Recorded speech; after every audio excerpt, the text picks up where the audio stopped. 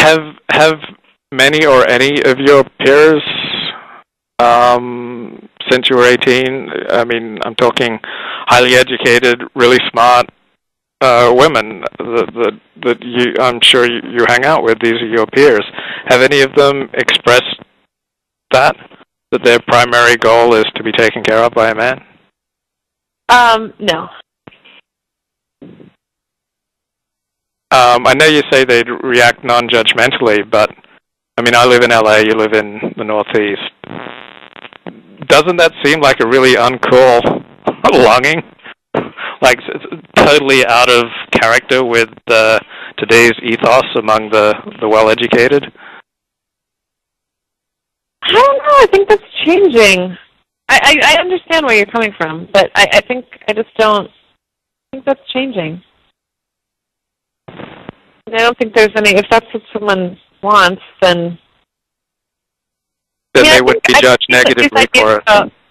Concepts of, how one relates to his or her own sort of feminine and masculine sides, that's completely personal.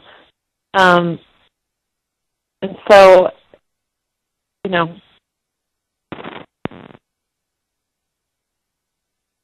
yeah, I think... I'm sorry, could you keep going? I didn't quite get it. You said how one relates to one's masculine and feminine side is completely personal. And could you just keep going on that? What you mean?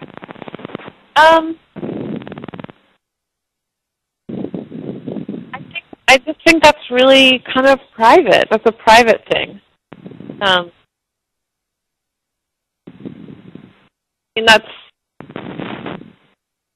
how one wants to be in the world. It's completely, both personal and private.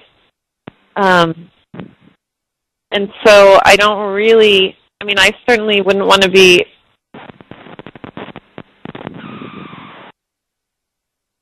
I don't know. I just don't, I guess I don't see it in those terms of it being, if that's what someone wanted, if that's what a woman wanted, to be taken care of, I don't know that that's such a personal. It's so personal, it's not something you'd share with your friends? Is that what you're saying? No, absolutely not. I'm just saying it's so personal that that there's just no room to kind of pass judgment of cool or uncool or going against the ethos or, I just don't really see it in those terms.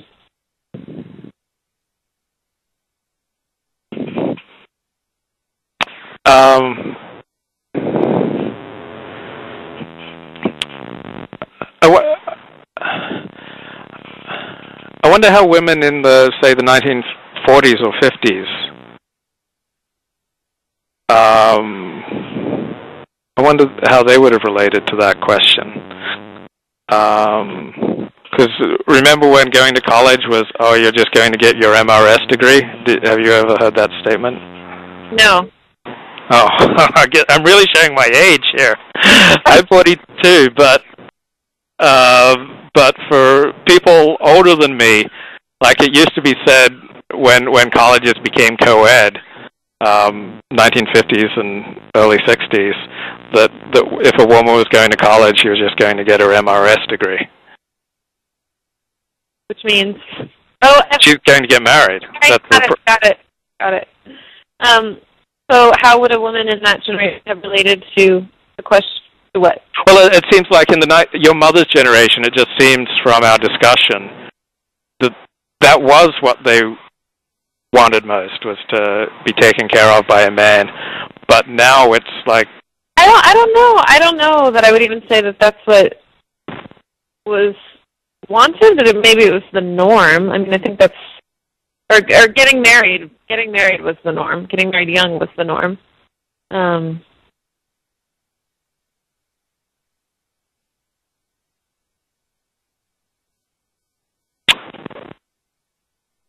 So it's kind of interesting to think, like, your memoir is filled with highly embarrassing personal revelations, both on your part and on other people's part.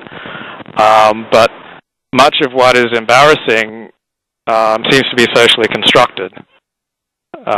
Yes, I mean, I think within. Oh, absolutely, and also embarrassment is also very subjective. I think, what embarrasses one. I mean, I think people relate to the book in really different ways because what embarrasses one person doesn't necessarily embarrass another.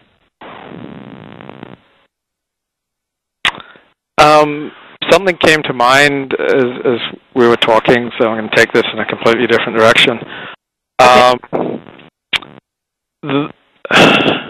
It seems to me that the most embarrassing thing that someone in our peer group can do, meaning educated peer group, like been to college, people who read books, who read the New York Times, the most embarrassing thing that you can do is to ever publicly commit or say an act of racism. What do you think about that? Because the theme of accidentally revealing yourself as a racist does not appear in your book, yet it seems to me that's probably the biggest social faux pas that you can make in today's society. What do you think about that issue? Yeah, I mean, I think that there's a lot of shame around issues of racism. I mean, we also live, and that people. I teach a memoir writing class, and one of my is first generation American. His parents came here. And came from where? Poland. Okay, got it. Yeah. And his parents he grew up in a really prejudiced household, and he had a really difficult childhood because he was in a very racially mixed neighborhood. And at home, his parents were extremely overtly racist. And then at school, he was in mixed classrooms, and he just had a really hard time figuring out what his own racial identity was, and his own ideas about racial consciousness, apart from his parents. And I was really glad that he wrote this book. He wrote an essay, and it was good for class discussion. But even in the class discussion, I noticed that there were some people who, I guess it's a very sensitive topic, and could tell that he felt uncomfortable in some ways.